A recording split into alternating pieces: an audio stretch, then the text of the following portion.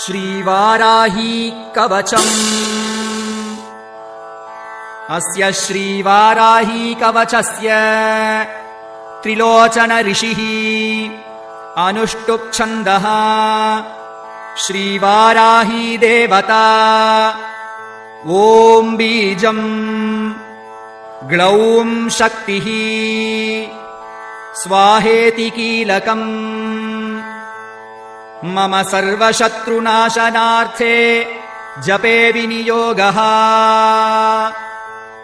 ध्यानम् ध्यात्वेन्द्रनीलवर्णाभाम् चन्द्रसूर्याग्निलोचनाम् विधिविष्णुहरेन्द्रादि मातृभैरवसेविताम् ज्वलन्मणिगणप्रोक्त मकुटामाविलम्बिताम् अस्त्रशस्त्राणि सर्वाणि तत्तत्कार्योचितानि च एतैः समस्तैर्विविधम् बिभ्रतीम् मुसलम् हलम् पात्वा हिंस्रान् हि कवचम् भुक्तिमुक्तिफलप्रदम् पठेत् त्रिसन्ध्यम् रक्षार्थम् घोरशत्रुनिवृत्तिदम्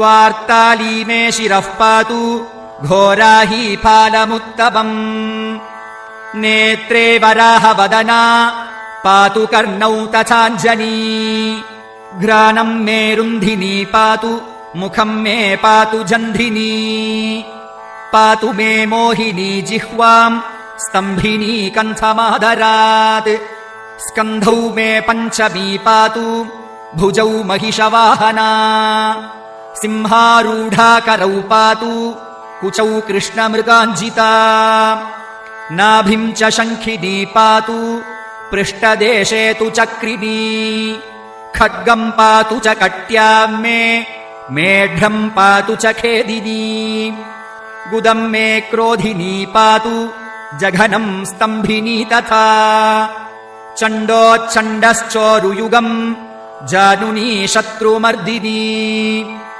जङ्घाद्वयम् भद्रकाली महाकाली च गुल्फयोः पादाद्यङ्गुलिपर्यन्तम् पातु चोन्मत्तभैरवी सर्वाङ्गम् मे सदा पातु कालसङ्कर्षणी तथा युक्ता स्थितम् नित्यम् सर्वपापात् प्रमुच्यते सर्वे समर्थ्य संयुक्तम् भक्तरक्षण तत्परम् समस्तदेवता सर्वम् सव्यम् विष्णोः पुरार्धने सर्वशत्रुविनाशाय शूलिना निर्मितम् पुरा सर्वभक्तजनाश्रित्य सर्वविद्वेषसंहतिः वाराही कवचम् नित्यम् त्रिसन्ध्यम् यः पठेन्नरः तथाविधम् भूतगणा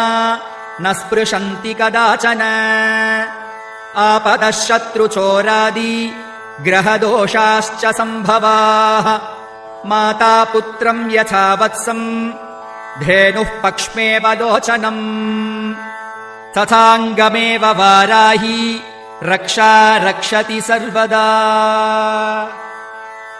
इति श्रीवाराह कवचम् सम्पूर्णम्। ॐ महिषध्वजायै विद्महे दण्डहस्तायै धीमहि तन्नो वाराही प्रचोदयात्। ॐ महिषध्वजायै विद्महे दण्डहस्तायै धीमहि तन्नो वाराही प्रचोदयात्। ॐ महिषध्वजायै विद्महे दण्डहस्तायै धीमहि तन्नो वाराही प्रचोदयात्।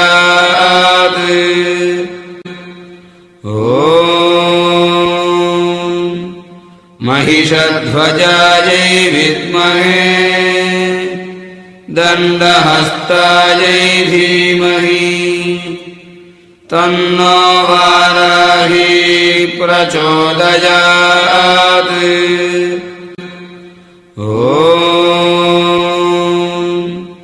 महिषध्वजायै विद्महे दण्डहस्तायै धीमहि तन्नो वाराही प्रचोदयात्।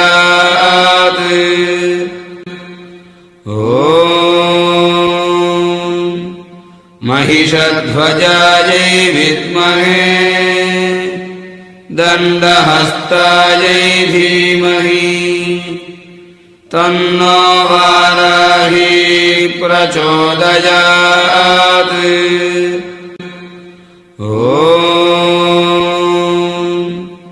महिषध्वजायै विद्महे दण्डहस्तायै धीमहि तन्नो वाराही प्रचोदयात्।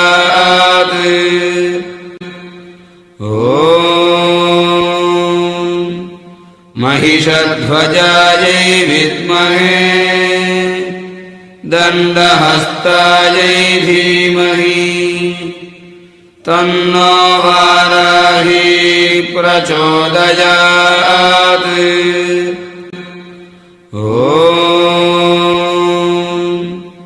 महिषध्वजायै विद्महे दण्डहस्तायै धीमहि तन्नो वाराही प्रचोदयात्।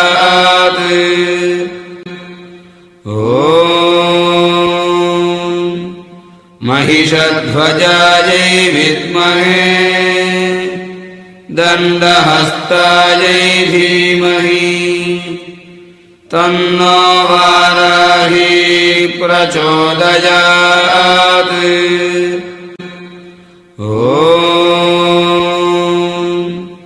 महिषध्वजायै विद्महे दण्डहस्तायै धीमहि तन्नो वाराही प्रचोदयात्।